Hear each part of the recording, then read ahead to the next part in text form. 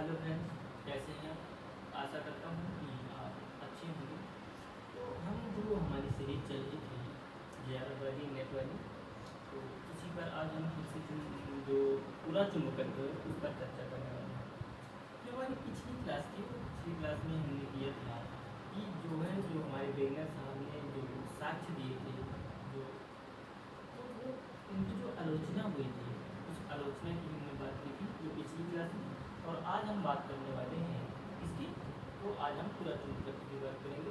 तो मैंने पिछली क्लास में कहा था कि आप थोड़ा सा भू चुंबकत्व की जो क्लास थी उसको देख लीजिए या फिर रिविजन कर सकते थे। और इसी में जो हमारा सागर नितल जो विस्तरण सिद्धांत है, तो इसकी भी बात करेंगे और कोशिश करेंगे कि आज खत्म कर दें और अगला सेशन हम प्लेट टेक्टोनिक्स का। तो आज हम स्टार्ट करते हैं। तो आज का जो हमारा टॉपिक है वो होगा पूरा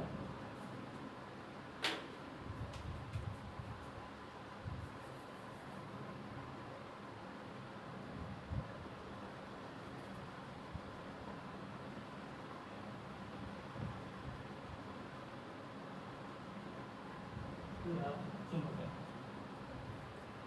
जब हमें जो हमारा जो सेकेंड वर्ल्ड वार था, तो सेकेंड वर्ल्ड वार में जब हमारा नेविगेशन के लिए या नेवी के लिए जब हमने सुनार विकसित किया, तो उससे हमें बहुत सारी चीज़ें पता चली। हमें सागर नितल की जानकारी मिली। हम जो हमारे थॉट ये थे कि ये जो सागर का नितल है वो सपाट है। लेकिन जब वो मिला हमको सुनार की मदद से, हमें ये पता चला कि भाई साहब जो हमारी भ्रांति थी कि सागर नितल जो है वो सपाट है, वो वैसा था नहीं। बल्कि वहाँ बहुत विभिन्न प्रकार की स्थलाकृतियाँ मिली, विशाल हमें कटक मिले, मैदान मिले और हमें पर्वत भी वहाँ मिले और गर्त भी मिले, निमग्न तट मिले। तो इस प्रकार से हमने क्या वहाँ से बहुत सारी उपलब्धियाँ प्राप्त की। उसी उपलब्धियों में से जो मैथ्यू और वाइन थे सन 1956 में, 1956 1956 में मैथ्यू और वाइन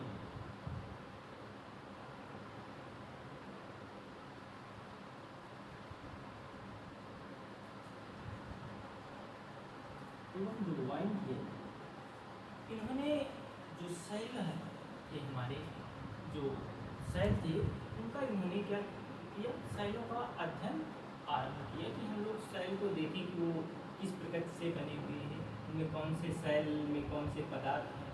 वो सारी चीज़ें उन्होंने क्या की, मतलब उन पर खोज करना चालू की।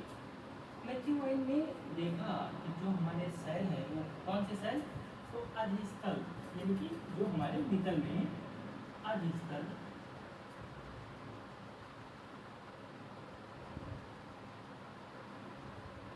अधिस्थल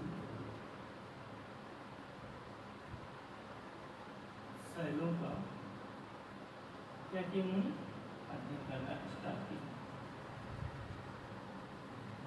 अधिस्थल शैलों का अध्ययन उन्होंने किया। लेकिन उन्होंने बताया कि आप जब हम अगर पिछली क्लास की बात करें, भू चुंबकत्व की बात करते हैं, तो भू चुंबकत्व क्या है? भू चुंबकत्व पृथ्वी के जो केंद्र का जो कोर है, वो कोर की जो दो प्रकृति है, जो कि कोर हमारा आधा कोर क्या है, हमारा ठोस है और आधा हमारा कोर तरल है। और उसी की वजह से हमने पिछली क्लास में बहुत डिटेल से बताया है, तो उसी की वजह से क्या किया है, जो पृथ्वी है वो क्या बनाती है, जियोमैग्नेटिक, यानी कि भू चुंबकत्व बनाती है, जो हमारे वायुमंडल को भी क्या किए हुए है, सुरक्षित रखे हुए है। और मैं कहता हूँ कि जिस दिन भू चुंबकत्व खत्म हो गया और भू चुंबकत्व खत्म होने के बाद अगर जिस दिन सौर आंधी आई या जो सौर पवनें आती हैं, तो वो सौर आंधी आने से, जो सौर तूफान आने से, उसी दिन हमारा वायुमंडल क्या हो जाएगा, तबाह हो जाएगा। कैसे? जिस प्रकार से मंगल का हुआ, बुध का हुआ, मंगल का हो गया। तो इस प्रकार से हम भू चुंबकत्व की बात की। भू चुंबकत्व में मैंने एक चीज़ आपको बताया था, अगर नहीं बताया हो तो यही बात कर लेते हैं कि हमने उत्क्रमण की बात की थी। क्या बात की थी? उत्क्रमण। जो चुंबकीय उत्क्रमण क्या होता है?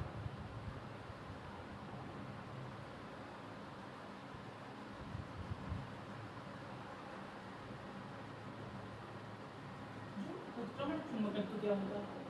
तो मैं कहता हूँ कि बात की थी कि ये मान लीजिए पृथ्वी है और इस पृथ्वी पर एक ये अक्ष लेते हैं जिसे हम जियोलॉजिकल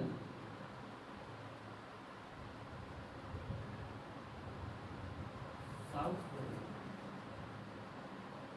जियोलॉजिकल नॉर्थ पोल, और एक यहाँ से होता है ऐसे करके, जिसे हम क्या बोलते हैं, मैग्नेटिज्म। क्या बोलते हैं? मैग्नेटिज्म साउथ पोल और मैग्नेटिज्म नॉर्थ पोल। ये दोनों पोल क्या है? अलग अलग हैं। ये हमारा जियोलॉजिकल है और ये हमारा मैग्नेटिक है। और यहीं पर हमने बताया था कि ऐसे इस प्रकार से कुछ जो हमारा है क्या करता है, चुंबकत्व काम करता है। यानी ये चुंबकत्व का नॉर्थ सॉरी साउथ होता है और ये हमारा नॉर्थ होता है। उसका रीजन क्या होता है? क्योंकि मान लीजिए मैं कह रहा हूँ कि एक यहाँ पर शहर है, एक यहाँ पर शहर है, एक यहाँ पे शहर है और एक यहाँ पे शहर है। ये मान लीजिए ए है, बी है, सी है और ये डी। ये चार हमारे शहर हैं या यहीं से हमारा क्या हो रहा है, माइनस कर रहा है। तो क्या है कि जब ये हमारा जो मान लीजिए अगर मैं कहूँ दो चुंबक को लाते हैं, अगर मैं यहाँ नॉर्थ ले आऊँ और यहाँ नॉर्थ ले आऊँ तो ये एक दूसरे से क्या हो जाएंगे, दूर चले जाएंगे। लेकिन मैं एक नॉर्थ और एक जो है साउथ ले आऊँ तो ये क्या हो जाएंगे, आपस में एक दूसरे से चिपक जाएंगे या एक दूसरे को आकर्षित कर लेंगे। तो हमेशा जो है जो हमारा चुंबक की नोक होती है, जो चुंबक की सुई होती है, वो किस दिशा को इंगित करती है, नॉर्थ को करती है। यानी कि मैं कह सकता हूँ कि अगर ये जो शैल है या यहाँ पर शैल है, कौन से शैल हैं, यहाँ पर ऐसे शैल हैं जिन पर जो है चुंबकीय पदार्थ जैसे फेरस यानी Fe लोहा और आयरन, जैसे आयरन बोल सकते हैं, कोबाल्ट है, निकिल है, क्रोमियम है, ये कैसे हैं, ये चुंबकीय पदार्थ हैं। तो ये चुंबकीय पदार्थों के यहाँ पे शैल है और ये शैल किधर को इंगित करेंगे, तो मैं कहता हूँ कि अगर ये है तो ये किधर को चला जाएगा, नॉर्थ को चला जाएगा। क्योंकि अगर नॉर्थ साउथ है तभी वो इंगित करता है। हमारा चुंबकत्व की सुई की दिशा को ओर इंगित करती है, नॉर्थ की ओर। तो ये किधर की ओर चला इंगित करेगा, नॉर्थ की ओर। मान लीजिए यहाँ पे है तो ये भी किधर जाएगा, इधर जाएगा, ये इधर, ये इधर। लेकिन मैं कह रहा हूँ जो चुंबकत्व ये तो प्रसमान में है, ये कैसा चुंबकत्व है, इसी को हम बोलते हैं प्रसमान चुंबकत्व। ये प्रसमान चुंबकत्व होता है। लेकिन उत्क्रमण चुंबक, अगर उत्क्रमण चुंबकत्व की बात करें तो वो क्या होता है, तो उत्क्रमण चुंबकत्व इसका जस्ट अपोजिट हो जाता है। अगर देखिए अभी शैल किधर की ओर इंगित कर रहे थे, नॉर्थ की ओर जा रहे थे। लेकिन अगर मैं इसी की बात करूं, ये जो हमारा पोल है यही चेंज हो जाए। अच्छा ऐसा चेंज कैसे हो सकता है, ये आप बताइए, जो ये हमारा रॉड ये जो काम कर रहा है तो क्या ये फिक्स्ड है क्या? तो हमारा चुंबकत्व जो है ना, जो पृथ्वी का चुंबकत्व है, जियोमैग्नेटिज्म, वो क्या है, वो फिक्स्ड नहीं है। ऐसा नहीं है कि पृथ्वी के बीच में ऐसी कोई जो है रॉड फिक्स्ड रॉड पड़ी है चुंबक की जिससे ये ऐसे ही रहेगा, नहीं ऐसा नहीं है। वो जो हमारा कोर है उस कोर की दो प्रकृति है, दो प्रकृति है कोर की, यानी तरल और ठोस होने की वजह से चुंबकत्व बनता है। और वो कौन बनाता है, पृथ्वी बनाती है। तो पृथ्वी के भूचुंबकत्व कैसे बनता है, उसके चुंबकत्व की वजह से बनता है, उसके केंद्र में जो कोर है उसकी जो प्रकृति के हिसाब से बनता है। यानी कि मैं कह सकता हूँ ये फिक्स्ड नहीं है, ये फिक्स्ड नहीं है, ये मूव कर सकता है। यानी कि वही है कि अगर ये नॉर्थ का साउथ हो जाए और साउथ का नॉर्थ हो जाए, मैं अगर यहाँ पे बनाऊँ ये है और यहाँ पर क्या है,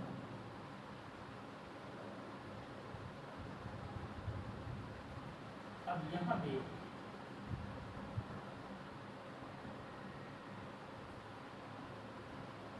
अगर यहीं पे ये क्या हो जाए, यहाँ पे नॉर्थ था, यहाँ पे साउथ था, अब हम यहाँ पे नॉर्थ कर लें और यहाँ पे साउथ कर लें और ए बी सी और डी, ये हमारे क्या है,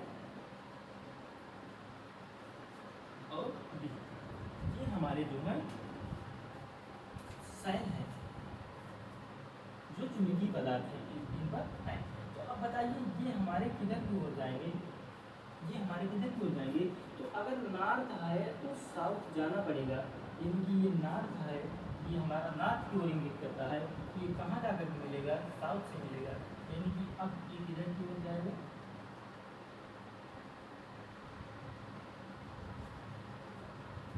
यानी कि अब जहाँ ऐसे कर रहा था अब कहाँ जस्ट अपोजिट हो गया, यानी इसी को हम बोलते हैं उत्क्रमण चुंबक,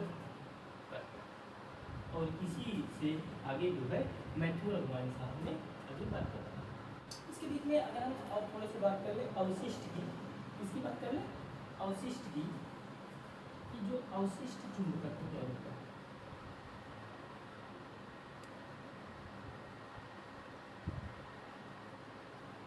अवशिष्ट चुंबकत्व क्या होता है, तो अवशिष्ट चुंबकत्व का मतलब होता है कि शैलों में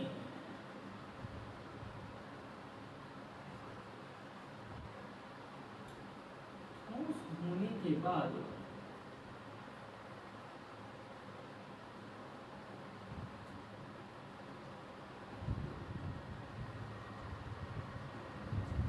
व्याप्त चुंबकत्व,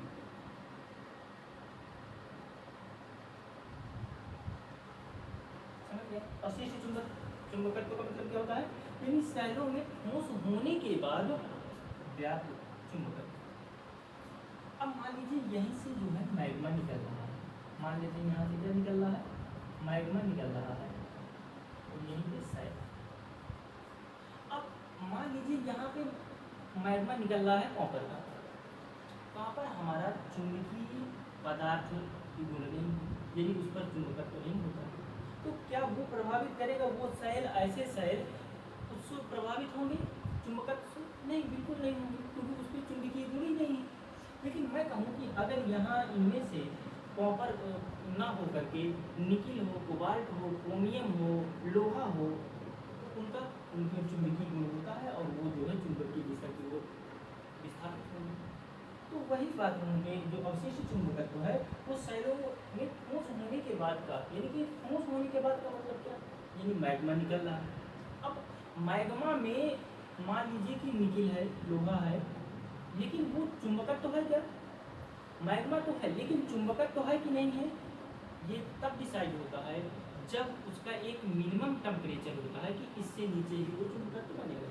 मान लीजिए मैं कह रहा हूँ कि यहाँ पे Fe है, और मानते हैं कि Fe का उस समय टेम्परेचर जो है 2000 डिग्री सेल्सियस, लेकिन मान लो कि Fe का अगर वो 800 है, ऐसा मतलब अगर जब जिसपे लोहा का गुण है, लोहा पदार्थ है, नव पदार्थ है, तो उसमें अगर वो 800 से नीचे का टेम्परेचर है, उस ऐसा पदार्थ लोहा जिसमें हो और उसमें 800 से नीचे पदार्थ हो, सॉरी टेम्परेचर उसका 800 डिग्री सेल्सियस से नीचे हो, तभी उस पदार्थ में चुंबकीय गुण आएंगे।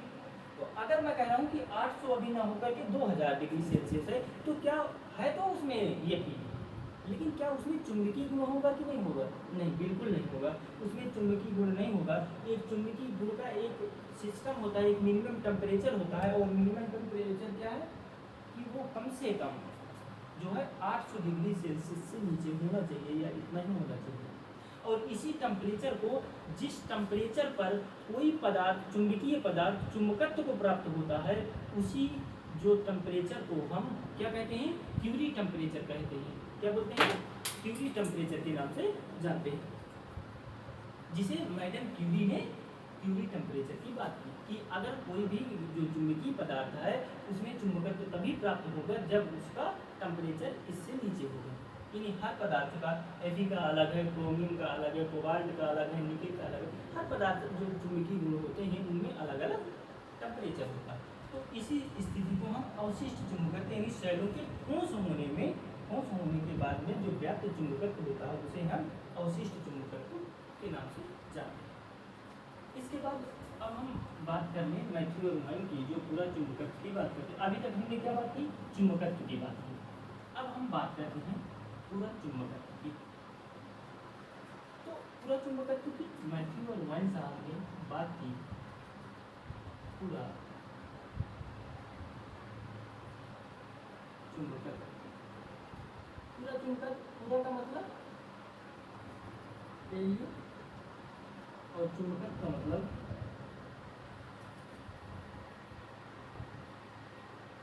मैग्नेटिक, मतलब पुराना चुंबकत्व।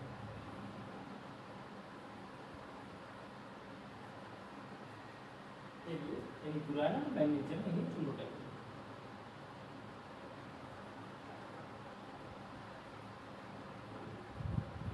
यानी अगर हम कहें तो ये भी कह सकते हैं कि शैलों में कैद, या इसी को हम अवशिष्ट कह सकते हैं,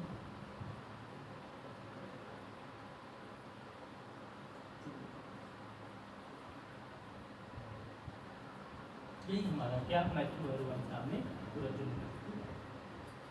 उन्होंने कहा कि देखिए जब हम सागर मेथड की बात करते हैं तो हमने क्या देखा,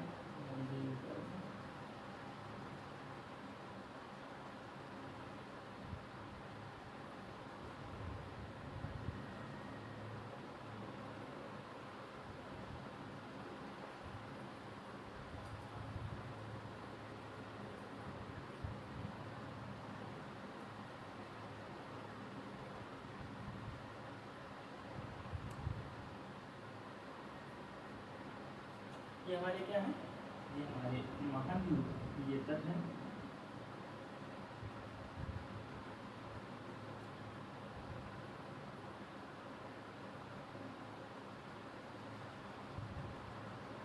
महाद्वीप। मैं कह रहा हूँ कि ये जो उन्होंने बात की, किसकी बात की, पूरा चुंबकत्व, यानी कि हमारा किसकी बात हो रही है, चुंबकत्व सर्वेक्षण की।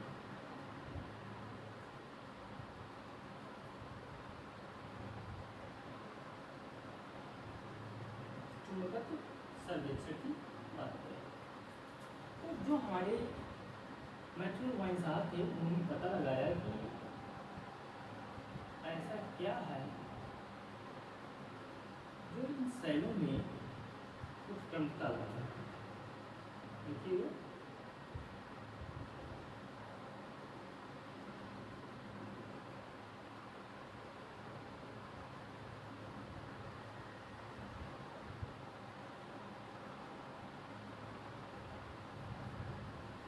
उन्होंने पाया कि ये जो हमारा कटक है, ये क्या है, कटक है, और ये किसकी बात कर रहे हैं, सागर मेथड की बात कर रहे हैं। किसकी बात हो रही है, सागर मेथड की बात हो रही है। और इस कटक में उन्होंने देखा कि यहाँ पे ऐसे पाया, और इस कटक के दोनों तरफ की बात कर रहे हैं, एक तरफ नहीं दोनों तरफ की बात। उन्होंने पाया कि एक चुंबकत्व की दिशा ऐसी है, फिर किसी काल में ऐसी थी, फिर ऐसी थी, फिर ऐसी थी, और वो कटक के दोनों तरफ सेम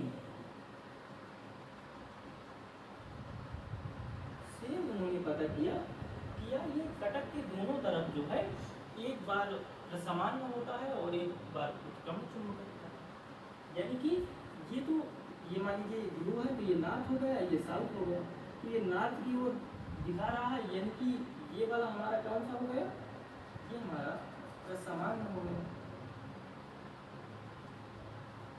समान चुंबकत्व हो गया। लेकिन ये दिशा में उल्टा हो गया तो इसी को उन्होंने क्या कह दिया, ये उत्क्रमण चुंबकत्व दिखा। मैथ्यू और वाइन साहब ने कह देखा कि जो हमारा जो महासागरीय कटक है, जो महासागरीय कटक है, और उस कटक के दोनों तरफ हम देख रहे हैं कि अगर हम एक क्षेत्र ले लें और एक क्षेत्र से जब हम दूसरे क्षेत्र में जाते हैं तो हम देखते हैं कि वो जो चुंबकत्व है वो चेंज हो जाता है, उत्क्रमण हो जाता है, यानी उल्टा हो जा रहा है। एक बार यहाँ नार्थ दिखा रहा है, अब उल्टा दूसरी तरफ नार्थ हो गया, यानी उत्क्रमण हो गया। तो समान और उत्क्रमण दोनों स्थितियाँ आई। मैथ्यू और वाइन साहब ने यही बताया कि जो हमारा महाद्वीप महासागरीय कटक है, उस महासागरीय कटक के दोनों तरफ जो है प्रसमान तथा हमारा उत्क्रमण दोनों सममित प्रतिरूप में मिलते हैं। सममित प्रतिरूप मतलब कि जो है सिमेट्रिकल्स पैटर्न में, सिमेट्रिकल्स पैटर्न, सममित प्रतिरूप यानी सिमेट्रिकल्स पैटर्न पे मिलते हैं। यानी एक जो है हमारा प्रसमान है तो दूसरा उत्क्रमण, प्रसमान उत्क्रमण, प्रसमान उत्क्रमण, ऐसे इस प्रकार से जो है हमारे क्या मिले, चुंबकत्व वाले शैल मिले। इसके बाद मैथ्यू और वाइन साहब ने कहा कि यार ऐसा करते हैं, इसी में थोड़ा सा और देखते हैं। ये हमने चुंबकत्व सर्वेक्षण तो कर लिया, लेकिन चुंबकत्व सर्वेक्षण के बाद यदि चुंबकत्व सर्वेक्षण कैसे किया उन्होंने मैथ्यू और वाइन साहब ने बताया कि पूरा चुंबकत्व यानी कि जो पेलियोमैग्नेटिज्म की बात कर रहे थे कि यानी शैलों में कैद या तो अवशिष्ट के रूप में जो चुंबकत्व होता है उसे हम पूरा चुंबकत्व उन्होंने लाए। और उन्होंने कहा जो महाद्वीपीय तट है, अगर उनके बीच की बात करें हम, जो हमारा महासागरीय नितल है, उस महासागरीय नितल में देखते हैं तो जो हमारा कटक है, तो हमारे कटक के दोनों तरफ हम देखते हैं कि जो हमारे बेसाल्ट यानी कि जो महासागरीय परकटी है किससे, बेसाल्ट से बनी। तो यानी कि जो बेसाल्ट सेल हैं, जो कटक के दोनों तरफ बेसाल्ट सेल हैं, वो जो है हमारे समान और उत्क्रमण दोनों प्रतिरूप यानी कि दोनों रूप में हैं, जो हमारे यानी कि सिमेट्रिकल पैटर्न के रूप में वो हमारे व्यवस्थित रूप से मिलते हैं। यानी एक अगर हमें समान तो दूसरा हमारे किस रूप में मिलता है, उत्क्रमण रूप में मिलता है। ये हमारे मैथ्यू और वाइन साहब ने बताया। इसके बाद उन्होंने कहा कि ऐसा करते हैं कि हम इसको और चेक करते हैं, और उन्होंने कहा कि हम चुंबकत्व की तो बात कर लिए, इसी चुंबकत्व में उन्होंने कहा कि उन्होंने देखा और उन शैलों का अध्ययन किया, तो उन्होंने देखा कि यार ये जो शैल है, जो शैल मिल रहे हैं वो हमें 20 से 22 करोड़ वर्ष पूर्व के मिल रहे हैं। अगर इसे मिलियन में कहें तो कितना हो जाएगा, 200 या 220 मिलियन ईयर्स। ये हमारे इतने ही पुराने मिलते हैं। लेकिन अगर हम पृथ्वी की बात करते हैं तो पृथ्वी में हमने देखा कि ये तो 4.6 बिलियन ईयर यानी अरब साल पहले पृथ्वी का निर्माण हुआ। यानी कि हम ये कह सकते हैं कि जो पृथ्वी हमारी बनी तब वहीं से सेल नहीं बने, ये तो कंफर्म हो गया, क्योंकि सेल तो हमें सिर्फ 20 से 22 करोड़ वर्ष पूर्व की बात बता रहे हैं। वही बात आई और उन्होंने देखा तो जो ये थे, उन्होंने देखा कि यार यहाँ तो 50 है, यहाँ पर 100, यहाँ पर 150, फिर 200। वैसे यहाँ पर उन्होंने देखा कि यहाँ पे 50 है, यहाँ पे 100 है, यहाँ पे 150 और यहाँ पे 200। यानी उन्होंने देखा कि जो हमारा कटक है, कटक के पास और यहाँ से क्या निकल रहा है, और यहाँ से ये भाई कोर है, मेंटल है, और यहाँ से क्या निकल रहा है, मैग्मा। तो उन्होंने कहा कि यार हमने जब कटक के पास गए और कटक से हमने देखा कि ये जो सेल है इनकी हमने देखा कि 50 करोड़ के समथिंग पुराने सेल हैं, बेसाल्ट सेल मिल रहे हैं। लेकिन हम उसके बाद जब हम दूसरी तरफ और जाते हैं तो हमें पता चलता है कि यार ये तो 100 करोड़ वर्ष पूर्व के लगभग लग रहे हैं। फिर उससे जैसे जैसे दूर जाते हैं, यानी कि जैसे जैसे कटक से महाद्वीपीय तट की ओर जाते हैं, वैसे वैसे सेलों की जो क्या है आयु है वो क्या हो जाती है, बढ़ जाती है। यानी कि हम ये कह सकते हैं कि महाद्वीप कटक से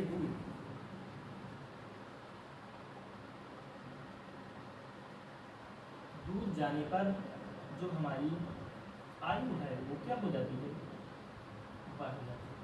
कटक से दूर महाद्वीपीय तट की ओर जाने पर आयु क्या हो जाती है, बढ़ जाती है। चाहे जिस तरफ देख लीजिए, इधर भी देख रहे हैं 50, वो कह रहे हैं यार ऐसा क्यों कि कहीं पर 50 मिल रहा है, फिर उससे आगे जा रहे हैं 100, जैसे जैसे महाद्वीप तट की तरफ जाते हैं वैसे वैसे इंक्रीज हो रहा है, बढ़ रही है आयु। तो उन्होंने कहा कि ऐसा क्यों हो रहा है। तब उनको पता चला कि इस कटक से क्या हो रहा है, मैग्मा का उद्वेलन हो रहा है और मैग्मा निकल रहा है, और ये यहाँ आकर के रुकता है, तो ये वाली जो है वो क्या हो जाती है, आगे बढ़ जाती है, और ये जाकर के ये जो 50 है ये कुछ समय के बाद यहाँ जाके 75 हो जाएगा, और ये यहाँ 25 करोड़ हो जाएगा। यानी कि ये क्या कर रहा है, ये गर्त है, तो ये गर्त में जाकर के नीचे जा रहा है। वो जो हम विस्तरण की बात करेंगे, महासागरीय विस्तरण सिद्धांत, तो उसमें बात करेंगे। और इसके बाद इन्होंने आयु की बात कर दी, तो आयु सर्वेक्षण हो गया। आयु के बाद उन्होंने निक्षेप सर्वेक्षण की भी बात की। आयु सर्वेक्षण हो गया, अब उनका बात था निक्षेप की बात करते हैं। तो उन्होंने कहा कि आयु का कथन हो गया ना, आयु कैसे हुआ। अब निक्षेप का क्या किया, निक्षेप में उन्होंने देखा कि जब हम कटक में होते हैं तो कटक में पतली और महाद्वीप में क्या हो जाती है, चौड़ी हो जाती है। यानी कि इस प्रकार से उन्होंने बताया कि ऐसे ये हमारा क्या है, निक्षेप है। जो महासागर यानी कि जो निक्षेप है,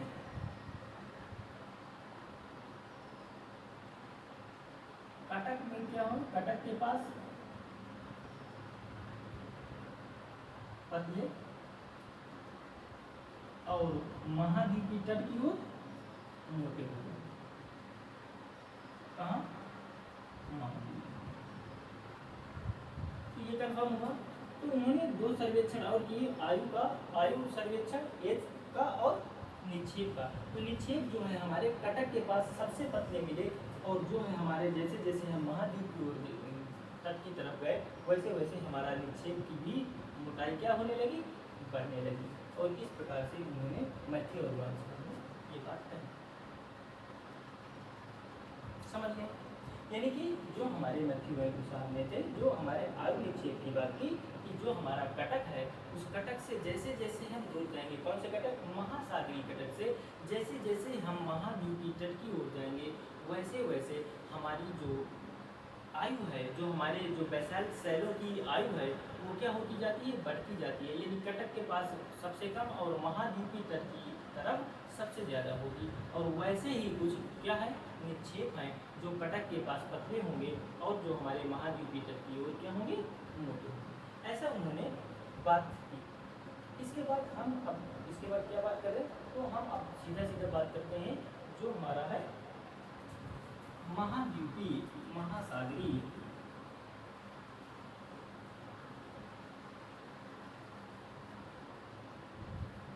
विस्तरण सिद्धांत।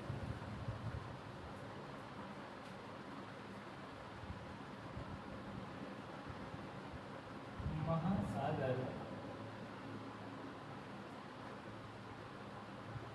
अधिस्थल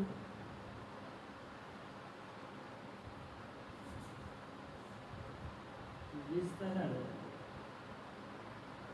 सिद्धांत।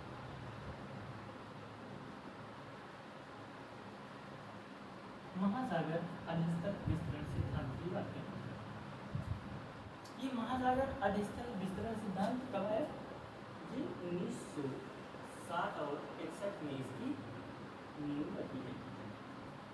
इसके पहले आपने हैरी हेस पढ़ा, हैरी हेस के बाद आपने आर्थर होम्स भी पढ़ा, मेंटल सर्वेनिंग विधान, और अभी आपने मैथ्यू माइंस को भी पढ़ लिया, भूचुंबकत्व पढ़ लिया। और आप सागर नितल की जानकारी अगर मैं बात करूँ तो निक्षेप की भी बात कर ली, हमने आयु की भी बात कर ली, हमने कटक की भी बात कर ली, और हमने शैल चुंबकत्व की भी बात कर ली, पूरा चुंबकत्व की बात कर ली। इस प्रकार से वो जो है 1960 और 61 में महासागर अधिस्थल विस्तरण सिद्धांत आया। क्योंकि उस समय 60 और 61 में, जो 60 के दशक में 1960 के आसपास एक विचार रखा गया सभी के द्वारा, जो ये मैंने नाम लिए उन सभी को देख करके विचार रखा गया, और उस विचार के तहत एक बुक हुई और जियोपोएट्री।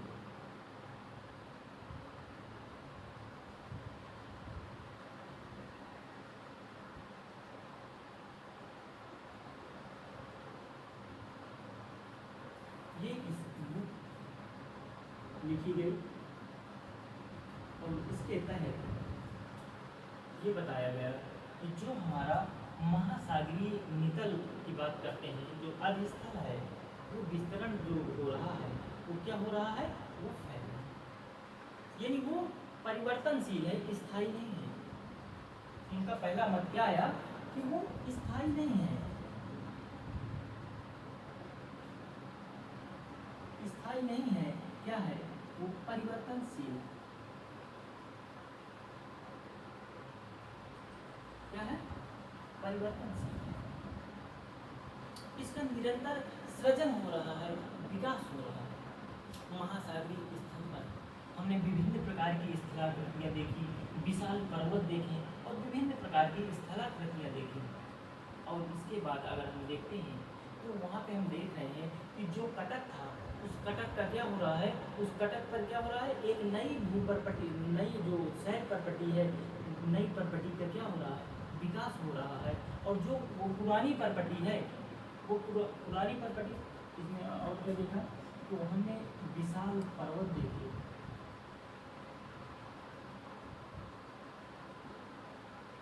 या तो ये कह देते हैं विभिन्न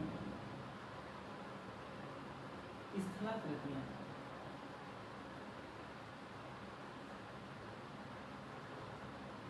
विभिन्न स्थलाकृतियाँ देखी हमने, परपटी का विनाश देखा, पुरानी परपटी का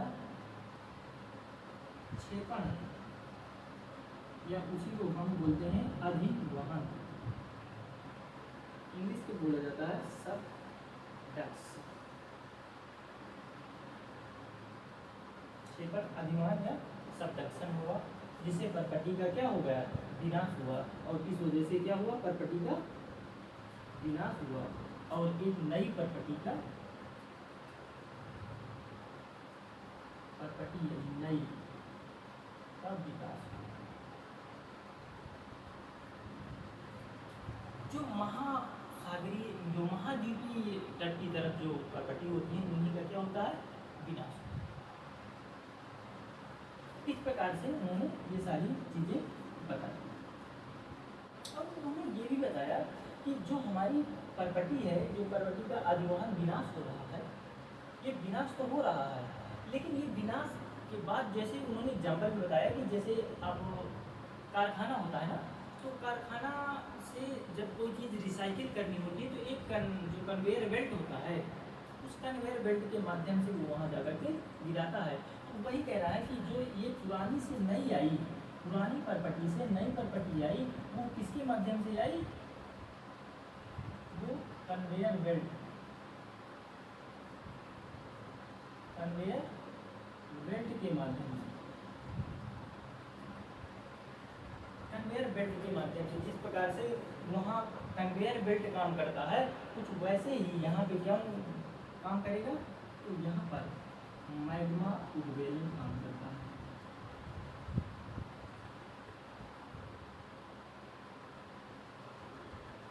मैग्मा उद्वेलन काम करता है और जो है हमारा क्या करता है, कन्वेयर बेल्ट की तरह ये काम करता है और फिर से पुनः रिसाइकिल करता है और फिर से ये जाकर के कहाँ ले गया जाता है, कटक के पास आ जाता है। अगर मैं चित्रण करूँ तो उससे और स्पष्ट होगा। तो ये कई कुछ पॉइंट्स थे जो आपने देखा, अब मैं इसका चित्रण करता हूँ।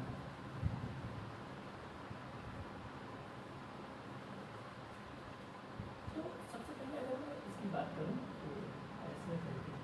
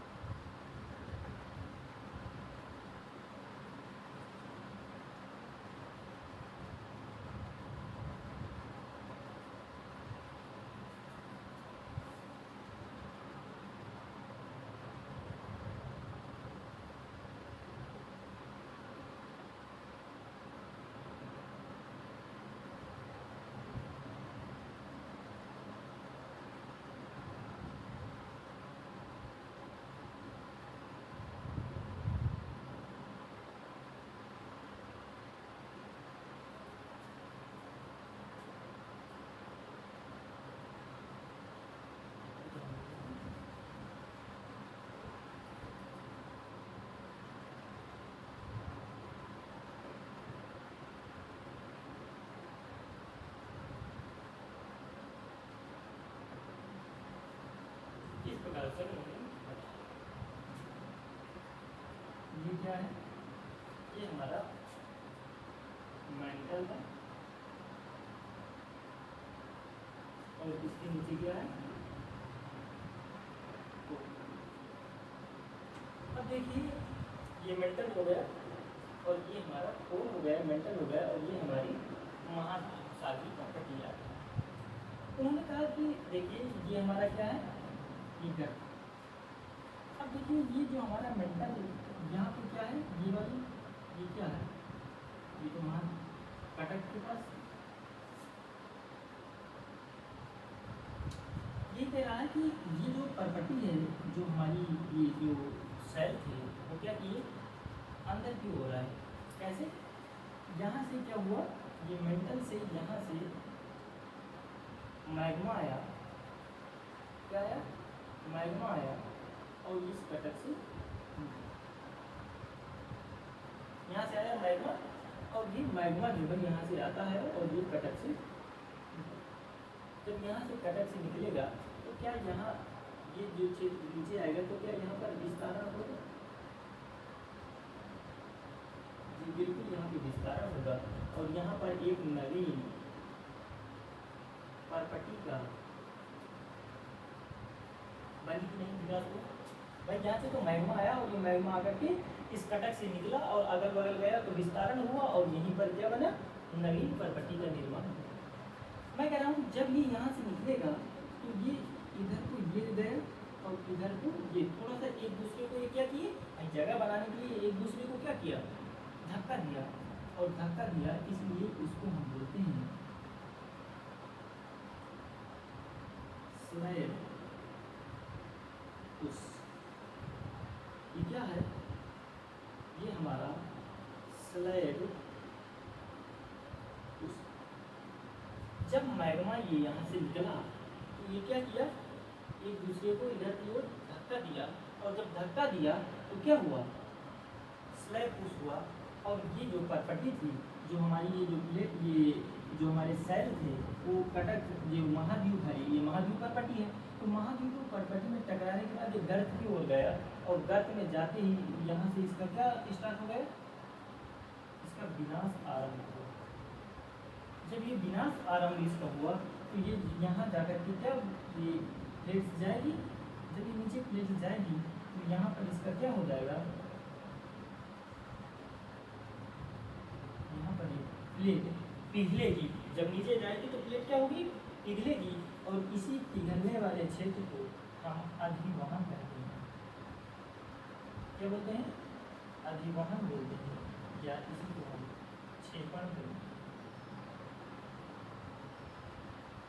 अधिवहन या क्षेपण, या कह सकते हैं कंडक्शन। सॉरी, कंडक्शन है सबडक्शन। सेम वैसे इधर भी हुआ होगा, ये इधर की ओर आई होगी प्लेट, जब नीचे आई तो यहाँ पर क्या हुआ होगा? यहाँ पर ये जो सेल थे ये नीचे आए और क्या हुए? गर्म हुए, और गर्म होकर के ये पिघल गए, तो ये क्षेत्र कौन सा कैसा हो गया? ये सबडक्शन हो गया। ये कैसा हो गया? सबडक्शन।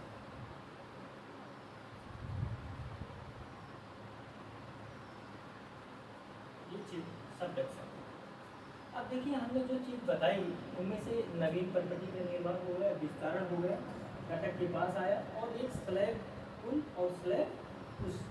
जो हमारा ये स्लैब पुश था, अब जब ये नीचे की ओर जाती है, यानी जहाँ पर ये विनाश हुआ, ये परपटी नीचे गर्त की ओर गई, यानी महाद्वीपी प्लेट के नीचे गिर जाती है, तब उसको हम बोलते हैं स्लैब। क्या बोलते हैं? स्लैब पुल।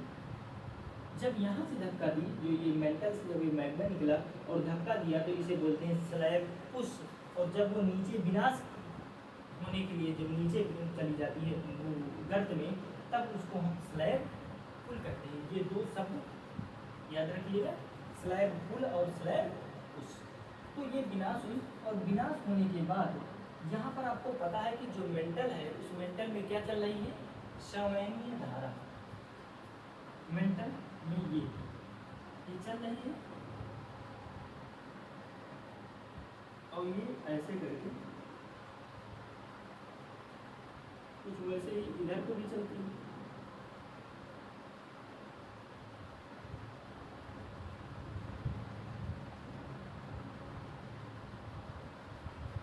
तो ये जब यहाँ पर पिघला और पिघलने के बाद जब ये मेंटल फ्लो की धारा आई तो इससे इसको साथ मिलाई और यहाँ साथ मिला करके ये क्या किया, ये जो आया सब्डक्शंस यहाँ से लेके इसको आई और यहाँ से जाकर के यहाँ से जाकर के, यानी कि उसी का क्या हो गया, रिसाइकल हुआ कन्वेयर बेल्ट की तरह। ये क्या है, मैग्मा उद्वेलन।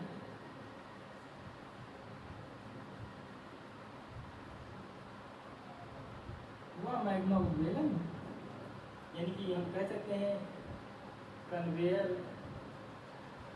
बेल्ट्स।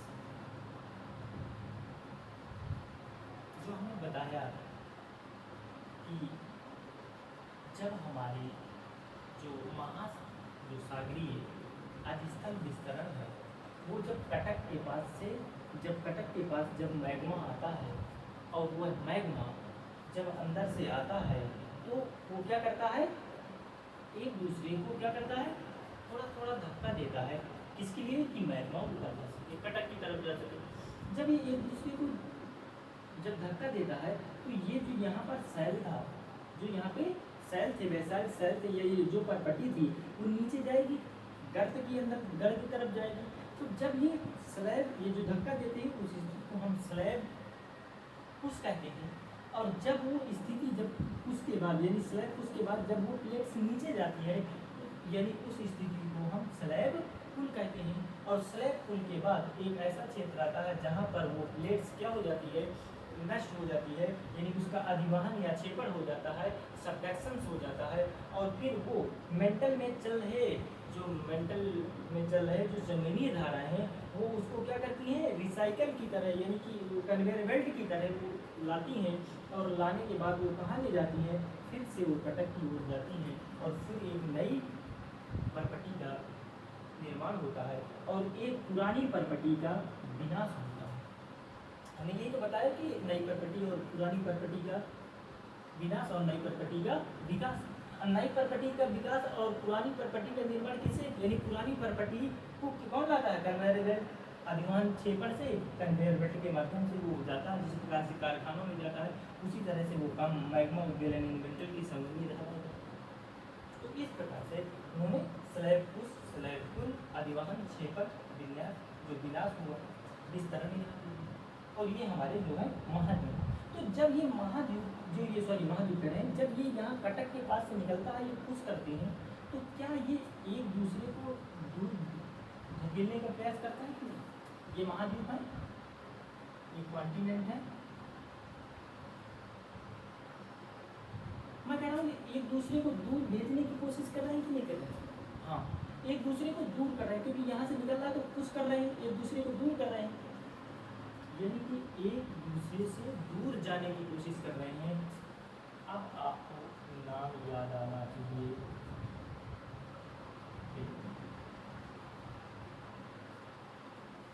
जिसका 1925 में बहिष्कार कर दिया गया, उनके सभी साक्ष्यों को रद्द कर दिया गया, रूढ़िवादियों के तहत सब कुछ खत्म कर दिया गया और वो साक्ष्य इकट्ठा करने के चक्कर में अपनी जान गंवा बैठे। वेगनर साहब 1930 में एक्सपायर हो गए, खत्म हो गए, उनकी मृत्यु हो गई। अब 1960 के दशक में वेगनर का मृत्यु आया। कब? जब उन्होंने ये सब सारी चीज़ें, मैथ्यू हेंस का बहुत बड़ा रोल था, हैरी हेंस जी थे, उन्होंने बहुत बड़ा योगदान दिया। और उसमें से मैं मानता हूँ कि जो ये वाला मैग्मा उद्वेलन मतलब मेंटल की जो समनीय धाराएँ थी, जो हमारे आर्थर होम साहब ने भी क्या गजब की बात की। और जो हमारा वर्ल्ड वॉर सेकेंड हुआ उसमें से जो हमें फिर से पता चली, जो हमारा भूगर्भिक संरचना के बारे में पता चला और वहाँ का सर्वेक्षण की बात की हमने, आग की सर्वेक्षण की। तो इस प्रकार से उन्होंने ये सारी चीज़ें, और इस प्रकार से हमको पता चला कि वेगनर साहब तो सही कह रहे थे। वेगनर साहब यही तो कह रहे थे कि एक दूसरे से दूर जा रहे हैं, बस उनका ये मेंटल की बात नहीं कह रहे थे, वो क्या कह रहे थे, ज्वारी पर को कह रहे थे, लेकिन कह तो यही रहे थे। अब 1960 में जो है हमारे दशक में 1960 के दशक में वेगनर साहब का महत्व आता है। और उस वेगनर साहब के महत्व में उन्होंने जो बात कही थी कि ये परिवर्तनशील है, स्थायी तो नहीं है, ये परिवर्तनशील है, वही बात आई कि हाँ यार ये तो विनाश भी हो रहा है, फिर से बन रहा है, फिर विनाश हो रहा है, फिर से बन रहा है, यानी कि ये परिवर्तनशील है, इसका विनाश होता है और फिर इसका निर्माण होता है, विनाश होता है। अब यहाँ पर वेगनर साहब का महत्व आता। इसके बाद जो है एक महान सिद्धांत आया और एक उस सिद्धांत का नाम है प्लेट विवर्तनी की सिद्धांत। उसको जो है पहले पुल जो यहाँ से स्लैब की बात आई थी, स्लैब सिद्धांत के नाम से भी जाना गया, उसे पेविंग स्टोन थ्योरी के नाम से भी जाना गया। और उसमें बहुत सारे थे, विसॉन थे और मैकेंजी थे, पार्कर थे और विल्सन महोदय थे। तो इन्होंने सब इत्यादि बहुत सारे और भी थे। उन्होंने फिर विल्सन महोदय थे, एक उन्होंने बात की और उन्होंने एक शब्द दिया प्लेट, और वहीं से फिर इस थ्योरी यानी कि प्लेट टेक्टोनिक्स, जिसे प्लेट विवर्तनी की सिद्धांत कहते हैं, वहाँ से इसका नाम पड़ा। और ये एक जो है महत्वपूर्ण सिद्धांत यानी बृहद सिद्धांत के रूप में उभर कर आया। जो कशमकश चल रही थी वो यहीं से खत्म हुई और 1960 के दशक में ये सारी चीज़ें आई और फिर हमारे एक बृहद सिद्धांत प्लेट विवर्तनी की सिद्धांत का आ गया। तो अब हमारा यहाँ तक ये खत्म हो गया। अब हम जो अगली क्लास में करने वाले हैं वो है हमारा पूरा प्लेट विवर्तनी की सिद्धांत यानी कि प्लेट टेक्टोनिक प्रिंसिपल्स। तो अभी तक जो आपने समझा वो हमारी अभी तक पृष्ठभूमि रही। अब हम मेन जो हमारा है, अभी तो हम स्टार्टर में थे, मेन कोर्स तो अब आया प्लेट टेक्टोनिक्स। तो आशा करते हैं कि आज आपको समझ आया होगा और निरंतर क्लास करेंगे तो अब बेहतर होगा। क्योंकि निरंतरता की बात आती है तो फिर अच्छा लगता है। और अगर आप निरंतरता से नहीं एक वीडियो यहाँ से देखेंगे, दूसरे यहाँ से देखेंगे तो फिर प्रॉब्लम होगी, आप भी नहीं समझ पाएंगे और हम भी समझा कर नहीं पाएंगे। तो हम चाहते हैं कि आप एक एक करके वीडियो देखते जाएँ। और मैं रियलिटी में कह रहा हूँ, मैं कोई मजाक के तौर पे नहीं कह रहा हूँ। हो सकता है मेरे पढ़ाने का जो स्टाइल है वो आपको बेहतर ना लग रहा हो, लेकिन मैं ये दावे के साथ कह सकता हूँ कि हम अगर साथ रहें तो सीखेंगे ज़रूर, इस बात की मैं पुष्टि करता हूँ। तो आप सभी का अभी तक बने रहने के लिए बहुत बहुत धन्यवाद और हम मिलते हैं एक नई ऊर्जा के साथ नए सेशन में। तब तक के लिए आप सभी का बहुत बहुत धन्यवाद। जय हिंद।